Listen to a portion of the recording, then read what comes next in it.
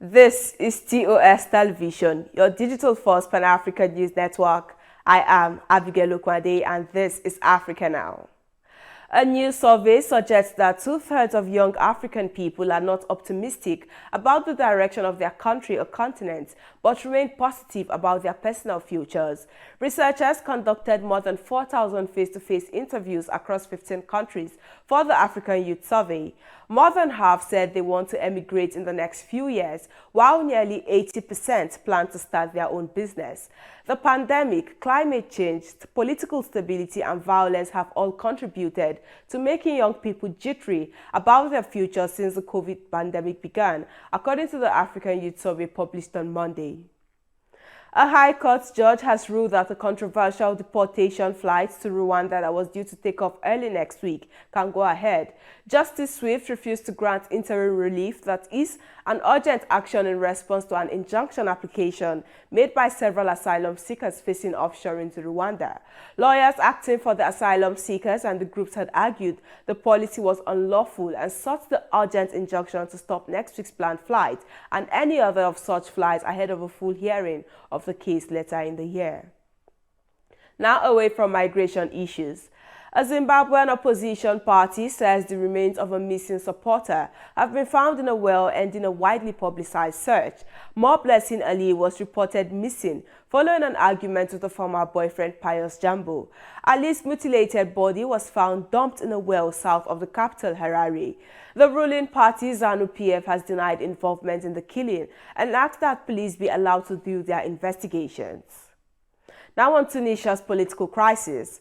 Tunisian judges extended their strike for a second week after President Kais Saied refused to reverse a decision to dismiss dozens of them, Judges Union said in a joint statement on Saturday. Saied dismissed 57 judges this month, accusing them of corruption and protecting terrorists, charges that the Tunisian Judges Association said were mostly politically motivated. The first strike began on June 4. 10 international rights groups have accused the president of dealing a deep blow to judicial independence. A Tunisian military court has ordered the detention of a journalist after he claimed the army had refused the president's orders to close down the headquarters of the powerful UGTT labor union. Salah Attia likened the current situation in Tunisia to the final days of the former authoritarian leader Zain Ben Ali, who was ousted in an uprising just over a decade ago. Attia is accused of harming the army and inciting Tunisia to violence. Critics of President Kais Saied say he is seeking to consolidate one-man rule since seizing power last July. This is your digital first Pan-African news network, TOS Television. You're watching Africa Now. Business stories and more coming your way after the break. Do stay tuned.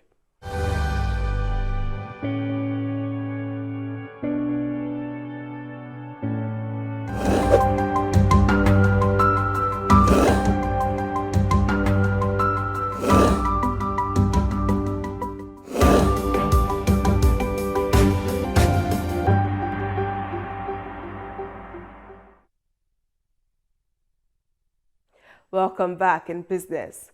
Tanzania has signed a framework agreement with Norway's Equinor and Britain's Shell that will bring them closer to starting construction on a $30 billion project to export liquefied natural gas. The deal, announced on Saturday, foresees a final investment decision by 2025 and a start of operations by 2029 to 2030 at a liquefied natural gas plant to be built in Tanzania's southern coastal town of Lindi. It marks a significant step forward in Tanzania's efforts to jumpstart the export of part of the vast gas deposits off its coast, estimated at more than 57 trillion cubic feet. Now, East Africa is facing a shortage of raw materials to manufacture cooking oil, soaps and cosmetics, with no clear signs of availability of such commodities in the next 10 days, even as prices soar, adding to consumers' pain. But it is the high prices and shortage of edible oil that is cooking up a storm across the region. According to the Mombasa port ship schedule, more than a dozen vessels are expected to dock laden with different products except for palm and vegetable oil, which are key ingredients in the manufacture of such products.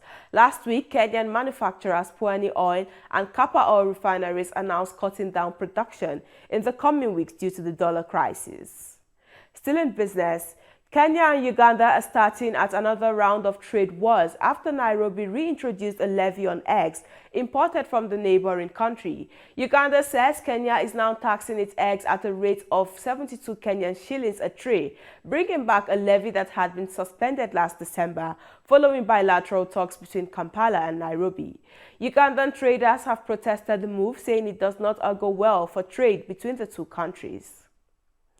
A ship crammed with thousands of sheep sank on Sunday in Sudan's Red Sea port of Suakin, drowning most animals on board, but with all crew surviving, officials said.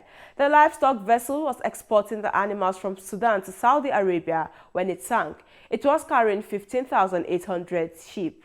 A port official said the sunken ship will affect the port operation and will also likely have an environmental impact due to the death of the large number of animals carried by the ship. The total value of the lost livestock was around 14 Saudi riyals, which is $3.7 million. Now moving away from business.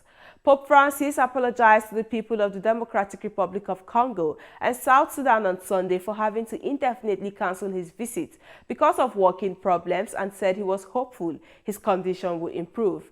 Vatican sources have said the Pope has been receiving several injections a week for the ailment as well as physical therapy, and that he had hoped to be able to regain at least a partial ability to walk before the trip was due to start. And that is it on Africa Now. For more updates, to visit our website at www.TOS TVNetwork.com. Follow us and like our social media handles on Facebook, Twitter, and Instagram. Remember to subscribe on YouTube. Do stay with us and enjoy more programs on TOS Television Network. I am Abigail Lukwade. Thanks for watching.